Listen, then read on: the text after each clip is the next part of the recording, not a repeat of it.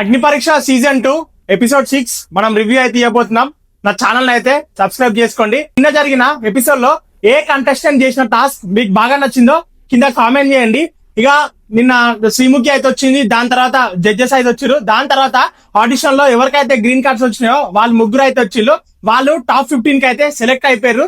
చరణ్, రాజకుమారి and Mithilesh వీళ్ళు ముగ్గురు అయితే సెలెక్ట్ అయితే అయిపోయారు. ఫస్ట్ గా వాళ్ళు వచ్చిళ్ళు. వాళ్ళు వచ్చినాక మీరు సెలెక్ట్ అయినందుకు మీకు ఫస్ట్ ఎవరికి చెప్పిల్లంటే వాళ్ళ మదర్ కి అండ్ వాళ్ళ అన్నయ్యకి వాళ్ళ పేరెంట్స్ కి అని చెప్పిండు. దాని తర్వాత ఇంకా ఎవరికైతే కొన్ని గ్రీన్ కార్డ్స్ రెడ్ కార్డ్స్ వచ్చినాయో వాళ్ళు 18 మెంబర్స్ అయితే స్టేజ్ మీదకి వచ్చిర్రు. ఎందుకంటే అగ్ని పరీక్షకి మొత్తం 15 మంది కంటెస్టెంట్లు అయితే తీసుకుంటారు. ఆల్రెడీ ముగ్గురు సెలెక్ట్ అయిపోయారు కాబట్టి ఇంకా 18 మెంబర్స్ వచ్చిళ్ళు. ఆ 18 మెంబర్స్ కి టాస్క్ పెట్టి దాంట్లో 12 మెంబర్స్ అయితే వాళ్ళైతే తీసుకుంటారు. ఫస్ట్ టాస్క్ అయితే పెట్టిళ్ళు. ఆ టాస్క్ ఏంటంటే అక్కడ ఒక బాక్స్ ఉంటది. ఆ బాక్స్ లో మన తలకాయ పెట్టి 7 రోజుల నుంచి ఒక బాక్స్ లో పెట్టిన వెజిటేబుల్స్ అయితే మనం ఇది వేస్తారు. ఆడ పొటాటో ఉంటది. ఆ పొటాటోలో కీస్ ఉంటాయి. ఆ కీస్ లో నెంబర్స్ వస్తాయి. ఆ నెంబర్స్ తీసుకుపోయి ఆ బాక్స్ అయితే ఓపెన్ చేయాలి. ఎవరైతే బాక్స్ ఓపెన్ చేసి ఆ గ్లాస్ లో ఉన్న జ్యూస్ తాగుతారో వాళ్ళు విన్ అని చెప్పేసి అయితే చెప్తారు. ఇక చాలా మంది లేస్తారు. చాలా మంది లేచినప్పుడు మీరెందుకు చేయాలా అడితే అందరు సేమ్ చెప్తారు. ఏందనంటే ఫస్ట్ టాస్క్ కాబట్టి చేస్తా, నేను ఇక్కడికి వచ్చినా కాబట్టి ఏ టాస్క్ ఇచ్చినా చెయ్యాలని చెప్పేసి అయితే చెప్తారు. అంత ఇంట్రెస్టింగ్ ఏం లేదు కానీ జస్ట్ నార్మల్ అయినా ఉంది. ఇక దాని తర్వాత అందరు లేచిన తర్వాత జడ్జెస్ అయితే ఇద్దరు అయితే సెలెక్ట్ చేస్తారు. అమన్ అండ్ శాలిని పటేల్. ఇక వీళ్ళిద్దరు అయితే రెడీగా ఉంటారు. టాస్క్ అయితే స్టార్ట్ అవుతుంది. ఇక ఇద్దరు వాళ్ళ హెడ్స్ అయితే పెడతారు. ఇక వాళ్ళ మీద చరణ్ అండ్ మిథిలేష్ అయితే వాళ్ళ మీద వెజిటేబుల్స్ పెట్టిన వెజిటేబుల్స్ అయితే వాళ్ళ మీద అయితే వేస్తారు. వేసినాక వాళ్ళకైతే కొంచెం టైం అయితే ఇస్తారు. టైం ఇచ్చిన తర్వాత స్టార్ట్ అన్నప్పుడు ఆ పొటాటోస్ ఓపెన్ చేసి దాంట్లో నెంబర్ అయితే వస్తుంది. అమ్మ ఏం చేసిందంటే తొందరపడి దిగేసింది, మొత్తం బయటికి తీసి పెడుతుంది. అప్పుడు శ్రీముఖి లోపన్నాడు అని చెప్పింది. శ్రీముఖి టాస్క్ ఎక్స్ప్లెయిన్ చేసేటప్పుడే చెప్పింది హెడ్ బయటికి తీయకుండా పొటాటోస్ తీయాలని చెప్పింది. అక్కడ అమ్మన్ కొంచెం మిస్టేక్ అయితే చేసిండు. ఒకవేళ అమ్మన్ గెలిచేది ఉంటే అక్కడ ఉన్న కంటెస్టెంట్స్ అయితే కంపల్సరీ అంటారు. ఎందుకంటే అక్కడ ఆయన సెలెక్ట్ అవుతారు కాబట్టి కంపల్సరీ అంటారు. అమ్మను హెడ్ బయట పెట్టింది కదా, మీరు ఎట్లా కన్సిడర్ చేస్తారు అని చెప్పేసి అయితే అంటారు. కానీ ఇక ఏం చేసింది, శాలిని టకటక వచ్చి నెంబర్స్ అయితే తీసి జ్యూస్ అయితే తాగి ఫస్ట్ అయితే టాప్ 15 లోకి అయితే ఫస్ట్ అయితే శాలిని అయితే పోయింది. కూడా బాగానే ఆడింది. ఇక జడ్జెస్ అడిగిళ్ళు శాలిని లోపల ఉన్నప్పుడు నీకేం కనిపిస్తుంది అని అడిగితే తను ఏం చెప్పింది అంటే నాకు బిగ్ బాస్ ఒక్కటే కనిపిస్తుంది, నాకు బిగ్ బాస్ హౌస్ ఒక్కటే కనిపిస్తుంది అని చెప్తుంది. రియల్ గా శాలిని కూడా కొంచెం యాటిట్యూడ్ గా మాట్లాడుతుంది. అట్లా యాటిట్యూడ్ గా మాట్లాడటంలే ఉండాలి. ఎందుకంటే యాటిట్యూడ్ గా మాట్లాడటం ఉంటే నామినేషన్ చేసేటప్పుడు ఫుల్ ఫైర్ ఉంటది. ఎందుకంటే వాళ్ళిద్దరు ఆపోజిట్ వాళ్ళు వీళ్ళు డిఫెండ్ చేసుకుంటుంటే మస్తు ఉంటది. ఎందుకంటే యాటిట్యూడ్ ఉన్న వాళ్ళు కంపల్సరీ ఉండాలి. ఇక శాలిని అయితే పోయింది. ఇంకొక టాస్క్ వచ్చేసి ఎక్స్ లవర్ కి కాల్ చేసి తప్పంతా నాదే, నేనే బ్రేకప్ చెప్పినా, నా లైఫ్ లోకి నువ్వు మళ్ళా రావాలని చెప్పేసి అడుక్కోవాలి. ఒక నలుగురు అయితే లేచిళ్ళు. గాయత్రి, రోహిత్, దీపక్, శివ, షష్ఠి. బెల్ అయితే పెట్టిళ్ళు. బెల్ పెట్టిన తర్వాత ఫస్ట్ అయితే దీపక్ కాల్ చేసే ఫోన్ ఎత్తలే, రోహిత్ కాల్ చేసే ఫోన్ ఎత్తలే, గాయత్రి కాల్ చేసిన ఫోన్ ఎత్తలే. ఇక లాస్ట్ కి మిలిగింది ఎవరు, షష్ఠి గారు. ఇక తనైతే వచ్చింది. వచ్చాక తనైతే కాన్ఫిడెన్స్ గా కాల్ అయితే కలిసింది. నాకు ఇక్కడ ఇది ప్రీ ప్లాన్ ఏమో, ప్లాన్ చేసి వేసిరేమో అని చెప్పేసి అనిపించింది. ఎందుకంటే సపోజ్ మీ ఎక్స్ మీకు కాల్ చేసినప్పుడు డైరెక్ట్ ఫోన్ ఎత్తి నువ్వేంది నాకు చేసినావు, చాలా రోజుల తర్వాత చేసినావు ఏంది అని చెప్పేసి అడగాలి కదా. ఆయన అట్లా అడగలే, వాట్సాప్ అది అని చెప్పేసి అడిగిండు. అక్కడ చాలా మందికి అయితే డౌట్ వచ్చే ఉంటది. నాకు డౌట్ వచ్చిందని చెప్తున్నా. ఇక షష్ఠి చెప్పింది నాదే తప్పు, నువ్వు నాకు లైఫ్ లో మళ్ళీ కావాలని చెప్పేసి కొంచెం ఎమోషనల్ అవ్వకుండా చెప్పింది.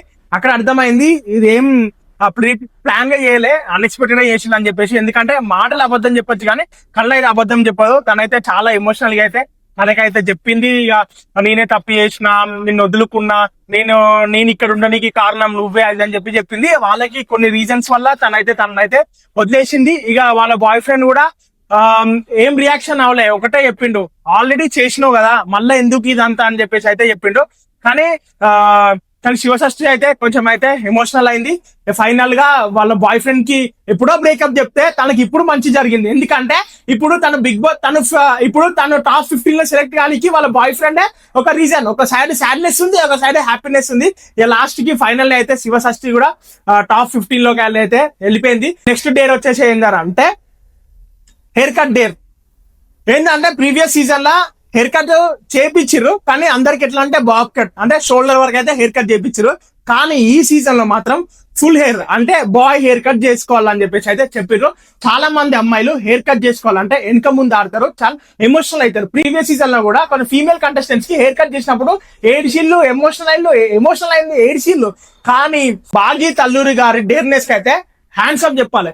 ఎందుకంటే తను నాకు హెయిర్ కట్ ఉన్నా ఒకటే లేకున్నా ఒకటే, నేను బిగ్ బాస్ హౌస్ లోకి పోడే నా గోలు, నేను హెయిర్ కట్ చేయించుకుంటా అని చెప్పేసి అయితే వచ్చి హెయిర్ కట్ చేయించుకుంది. ఆ డెడ్నెస్ చెప్పుకోవాలబ్బా. తన కళ్ళకి వెళ్ళి ఒక చుక్క నీళ్ళు కూడా రాలే, తను బాధపడ్డట్టు కూడా అనిపించలే. హెయిర్ కట్ చేస్తుంటే మంచిగా ఎంజాయ్ చేస్తుంది, మంచిగా మాట్లాడుతుంది. హెయిర్ కట్ అయిపోయిన తర్వాత కూడా అక్కడ టాప్ 15 లో ప్లేస్ లో పోయి కూర్చొని అబ్బా ఇప్పటి నుంచి నాకు జడేసుకునే అవసరం ఏముండదు, కోం పట్టుకోవాలి, రావాలి, ఇట్లా చూసుకోవాలి, హాయ్ మచ్చా అని చెప్పేసి వాళ్ళతో మాట్లాడాలి, వీళ్ళ లెక్కాలి అని చెప్పేసి చెప్పింది. తను మంచిగా ఫుల్ జోషిగా బాగుంది. హెయిర్ కట్ చేసుకుంటే బాధ వాళ్ళే. కానీ ఒక కాడ బాధపడ్డది ఏందని అంటే, ఆ హెయిర్ కట్ చేసుకుంటుంటే వాళ్ళ అమ్మ గుర్తొచ్చిందట.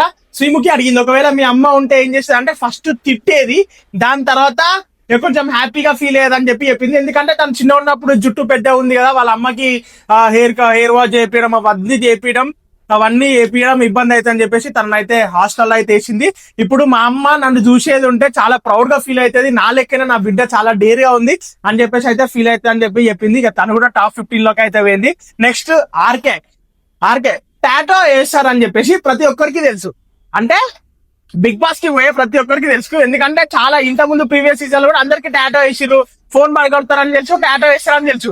కంటెస్టెంట్స్ ఆల్రెడీ ప్రిపేర్ చేస్తారు. నేను అగ్ని పరీక్ష టీమ్ కి ఒకటి సజెస్ట్ చేద్దాం అనుకుంటున్నా.